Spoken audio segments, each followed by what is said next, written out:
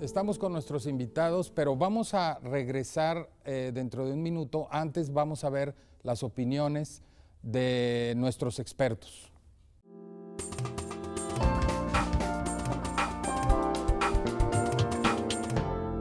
Una de las rutas por las cuales se expresa la discriminación religiosa es precisamente la naturalización e incluso la oficialización de determinadas creencias o determinados contenidos religiosos por parte del Estado.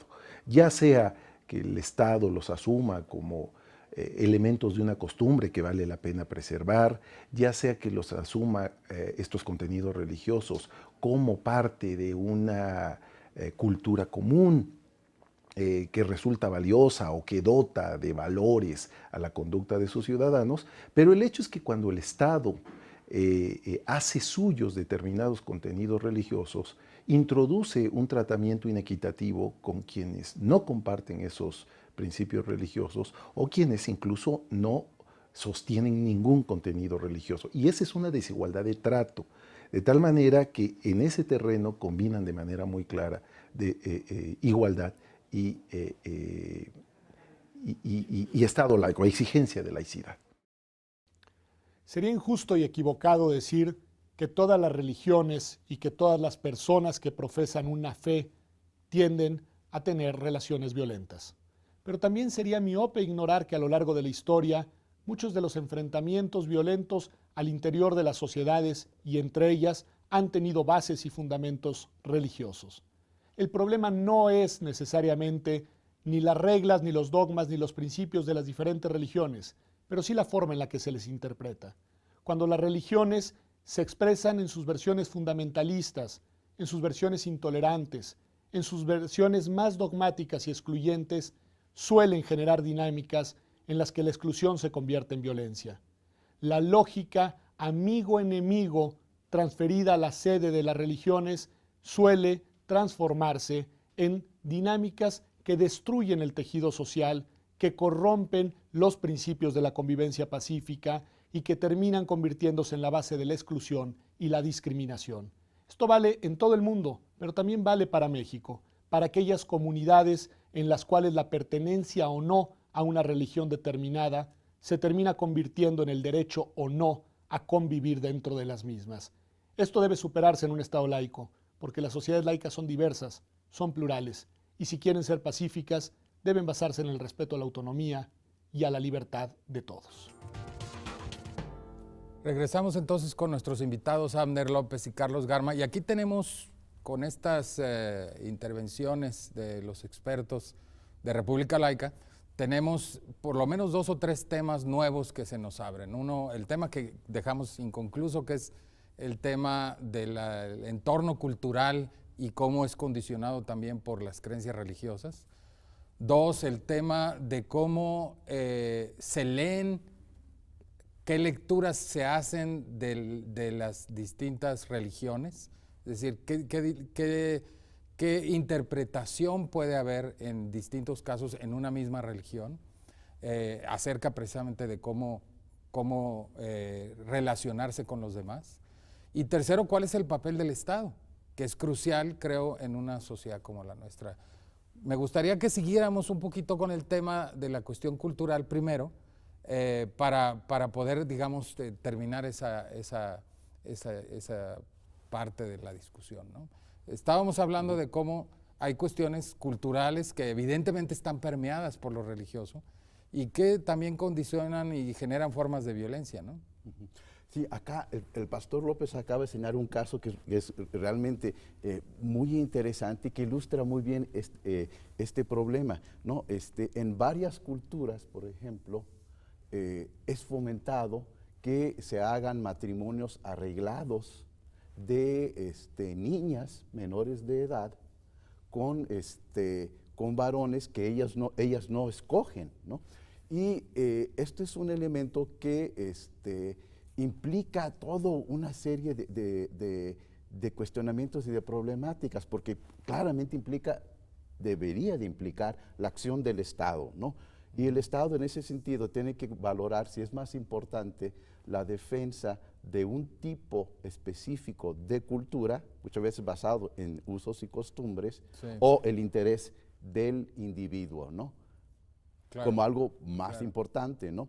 Y un caso muy cercano, regresando otra vez acá a la situación de Oaxaca, hubo un caso muy famoso en California, en la cual hubo un papá zapoteco que había arreglado el matrimonio de su hija, que era una menor de edad, con un varón zapoteco. Hubo un desacuerdo y esto llegó a la Corte de California. Y allí señalaron, bueno, sí se es permitido que en algunas comunidades se lleve a cabo matrimonios arreglados de menores, en el estado de California no se va a permitir. Y tuvieron como antecedentes casos similares que se habían dado en Canadá con inmigrantes islámicos. Claro. Y bueno, al final fue un caso muy difícil porque todos terminaron deportados. Todos, desde la hija del papá, el supuesto novio a quien había recibido, y bueno, fue una cosa así, pero fue interesante que allí señalaron, bueno, hay límites al multiculturalismo. Claro. O sea, yo allí estoy yendo un poco en contra de varios de mis colegas antropólogos que tienen una visión claro. un poco utópica claro. del multiculturalismo. Claro. Yo creo que hay límites, claro. y los límites son cuando estos aspectos culturales van en contra de los derechos de los individuos. Que es un poco el debate también en Francia, en Europa en general, en donde precisamente mucha gente reivindica con justa razón el derecho de los musulmanes a preservar su cultura, pero eso tiene un límite en la medida que hay una serie de valores que Europa ha ganado durante siglos, entre ellos, por ejemplo, la igualdad entre hombres y mujeres, ¿no? Y la preservación de una cultura, en el caso de los musulmanes en Europa, no debería de significar que se puede enseñar, por ejemplo, en escuelas islámicas o musulmanas, la sujeción de la mujer al hombre, ¿no? Y ese tipo de, precisamente, de límites que si no se ejercen, terminan generando violencia sobre el más débil, y en este caso suelen ser las mujeres, ¿no? Sí, el protestantismo fue acusado de desculturizante cuando penetró a la sociedad mexicana, pero el cristianismo en general es desculturizante basado en los principios de derechos humanos, como decía Carlos. Jesús critica la posición de la mujer que tiene precisamente en esos tiempos el pueblo de Israel, el pueblo romano. La mujer era simplemente un objeto. Y Jesús equipara al hombre a la mujer cuando, por ejemplo, cuando acusan a la mujer de adulterio, pues él dijo, bueno, pero no lo hizo sola, ¿no? ¿Dónde está el hombre que estaba con ella, ¿no? Entonces los pone en un estado igual. Al niño, Jesús les dice, bueno, ¿quién de ustedes es más importante aquí? Y él dice, saca un niño y dice, es el más importante en el reino de Dios. Y el que quiera entrar al reino de Dios tiene que serse como niño. Es decir, eleva el nivel. Tres personajes en el discurso de Jesús son revalorados. El pobre, la mujer y el niño. Y eso rompe con la cultura de esos tiempos, ¿no? Yo creo que todas las religiones en sí, en cierta manera, mantienen una cultura para mantener un estatus, más que para proteger los derechos como tales, ¿no? Y aquí es donde tu pregunta es importante. ¿Cuál es el papel del gobierno? Es precisamente coartar y velar, no tanto porque una cultura permanezca. Si es una cultura mala, yo creo que no debe de permanecer, pero si es una cultura positiva, pues hay que fomentarla. Claro. Ahora, el problema es quién define eso, ¿no? Porque nuevamente entramos en el debate de, pues, ¿por qué va a ser mala lo nuestro y ustedes nos están haciendo violencia igual que nosotros la estamos ejerciendo? Bueno, en lo que decías, cuando afecta los derechos de una persona, ¿no? Claro. Sí, nosotros tenemos nuestros criterios y yo creo que son buenos. Yo lo puedo decir abiertamente, yo creo que nuestros criterios en el mundo occidental son mejores en ese sentido que los del mundo islámico. Digo, a la gente le da miedo decirlo, pero yo francamente creo que nos lo hemos ganado con 300 o 400 años de luchar por los derechos humanos, ¿no? Pero más bien yo quería, fíjate, acotar una cosa que tú dijiste, que tiene que ver con lo que Pedro Salazar dijo en su cápsula, que es, todo tiene que ver con las interpretaciones que se hacen de la religión. Porque así, no todo el mundo hace la lectura que tú hiciste, Abner. Ese es el problema. Porque hay otros que agarraron la parte en donde Jesús dice, no, sí, al que abuse del niño hay que agarrarlo y amarrarle una piedra y arrojarlo al mar, ¿no? Que fue lo que hicieron los militares argentinos apoyados por capellanes cristianos, católicos, que les dieron la bendición para que lo hicieran, apoyándose en el Evangelio. Entonces, digamos, creo que lo que Pedro Salazar, le voy a echar la culpa a él, nos indica es que hay muchas lecturas, en efecto, y que desafortunadamente o afortunadamente, parte de la complejidad de la relación entre religión y violencia es esa, ¿no? Sí, creo que un elemento acá muy interesante es el papel del Estado como mediador en los conflictos, ¿no? O sea, el Estado debería tener el papel de poder hacer la mediación, porque muchas veces, efectivamente, como tú señalas, los actores religiosos no están dispuestos a ver el punto de vista del otro como válido, particularmente cuando los conflictos llegan a un estado ya muy álgido. Allí es importante este papel del Estado como negociador, ¿no? El problema es cuando vemos tantos casos en el cual el Estado toma partido por una parte de los dos en el conflicto y se niega a tomar una situación de negociación, ¿no? De decir, bueno, yo voy a ser un elemento imparcial y voy a buscar el elemento de lo que es mejor para la sociedad. Pero el problema es cuando el Estado dice, bueno, pero en realidad esta parte me parece que tiene más razón, ¿no? O cuando el Estado se niega a tomar la situación que pasó o que imperceptiblemente los funcionarios del Estado actúan en realidad asumiendo como normal ciertas creencias y anormales o raras las otras. Sí. A mí me pasó más de una vez, me acuerdo, voy a contar la anécdota porque me parece importante, relevante para este punto. Cuando yo estaba en la Subsecretaría de Asuntos Religiosos, en Gobernación, Migración, la Subsecretaría de Migración era aparte, ahora están juntas. Y en algún momento alguien quería expulsar, los acusaron de fraude a una agrupación religiosa que no era necesariamente, digamos, de mi gusto, pero dije, a ver, ¿por qué los quieren expulsar? Me dijeron, no, es que están vendiendo agua bendita o están vendiendo una pócima milagrosa y hay que sacarlos del país porque aparte no eran mexicanos.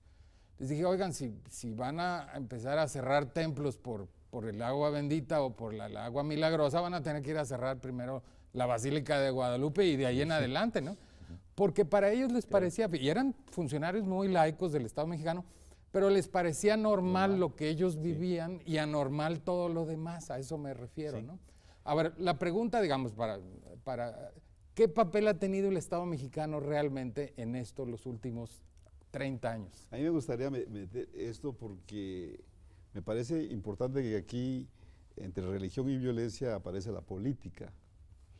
La política, es decir, ¿por qué apoya a una iglesia mayoritaria el Estado? Porque la ha apoyado por años. O sea, la das como un hecho, como así un ha hecho, sido. así fue. Tú lo has vivido, además. Yo lo he vivido. Cuando se llegó a San Juan Chamula, uno de los lugares más violentos que se vivió el protestantismo, llegó alguien del gobierno y le dijo al cacique del pueblo, oiga, ya no es tiempo de que aquí haya solo una religión, hay que permitir que la gente escuche otras opciones. Y el cacique le dijo, ok, aquí siempre ha habido una iglesia y un partido. Si tú metes otra iglesia, metemos otros partidos. Y entonces el delegado que era del PRI dijo, bueno, mejor dejemos las cosas ahí y se regresó. Es decir, ahí hay un interés político también. Tenemos que entender que dentro de todo esto hay rajas políticas que se han sacado. Sí. ¿Y qué se puede hacer? A ver, tú que has tenido, te vuelvo a preguntar porque nuevamente a partir de tu experiencia, ¿Qué crees tú que se puede hacer en este momento en donde aparentemente tenemos un entramado jurídico que debería de ser suficiente para llevar a cabo, digamos, una transformación real de los comportamientos y tener una mayor equidad en el trato, y que sin embargo parece insuficiente el entramado jurídico y no sé qué más nos hace falta, ¿no? Sí, yo creo que por un lado tenemos que tener un poco de paciencia en el proceso que se está desarrollando. Siento que ha ido mejorando, no tanto como quisiéramos, pero sí ha ido mejorando. Las autoridades generalmente, yo me acuerdo del gobernador de Chiapas, en las primeras expulsiones de los tzotzíles, era Juan Sabines el papá del último gobernador. Y él lo veía como algo normal, decía, mire, no, es un proceso que va a llevar mucho tiempo y yo no voy a ir y voy a violentar. Si yo impongo la ley, creo una masacre. Así que mejor... O sea, eso es nuevamente, perdón por interrumpirte, otra forma de ver la violencia. O sea, si yo impongo la ley, va a haber violencia. ¿No? O sea, es curioso, ¿no? Y tenía razón, Sí, ajá. y tenía toda la razón, porque difícilmente los tzotzíles chamulas iban a permitir que permanecieran evangélicos en esas tierras. Pero ahora ya hay como unas 10 agrupaciones religiosas en San Juan Chamula, pero ha llevado años, porque no solamente es cuestión de aplicación de la ley, sino también de ir educando culturalmente a la sociedad. Y yo creo que el papel del Estado en este sentido ha ido demasiado lento, pero es educativo y el proceso tiene que irse dando poco a poco cada vez mejor. Siento que también hay autoridades que su catolicismo les impide ver y escuchar a los otros, ¿no? Y mientras estén esas autoridades ahí, pues eso no va a avanzar. Pero las nuevas agrupaciones, incluyendo a la Iglesia Católica, que se ha sentado a dialogar con los otros, con adventistas, con presbiterianos, el mismo Consejo Interreligioso, es un proceso que va llevando a la sociedad cada vez a una mejor convivencia entre nosotros. Y quizás ese proceso ha sido forzado por la creciente pluralización del Estado, ¿no? Hablando específicamente de Chiapas. Tenemos un minuto, Carlos. ¿Cuáles son tus conclusiones también al respecto? Yo creo que entonces estamos en una situación en la cual es necesario tratar de crear más esta situación de tolerancia, de apertura hacia el pluralismo, reconociendo siempre también el respeto a los derechos humanos de los individuos, ¿no? Y tratar de buscar este entramado donde sí, efectivamente, el Estado laico tiene un papel importante como mediador imparcial para evitar estas relaciones. Como muy bien dijo Pedro en el comentario, las religiones llevan la semilla de la intolerancia, curiosamente, a la vez que tienen el elemento de buscar una mejor vida, hay un elemento de intolerancia en probablemente la gran mayoría, de señalar que es la vía mejor de la salvación, ¿no? Y en este sentido sí se requiere de un elemento moderador, que es el papel del Estado laico, ¿no? Y el cual no se debe de renunciar para que esto pueda seguir adelante, ¿no? Pues yo creo que fue muy interesante. Muchísimas gracias por su participación en nuestro programa. Y no se vayan, regresamos con las conclusiones. Pues como hemos podido ver, la violencia puede tener distintas formas, distintos orígenes. Puede ser violencia física, ciertamente, pero también puede ser una violencia simbólica y quizás es la que más impera en nuestra sociedad actualmente. En cualquier caso, creo que queda claro que el papel del Estado y de nuestra república laica, en este caso, se vuelve central, tanto para dirimir los posibles casos de violencia como para evitarlos y generar las condiciones de una convivencia armónica. Espero que hayan disfrutado este programa y los esperamos la próxima en nuestra República Laica.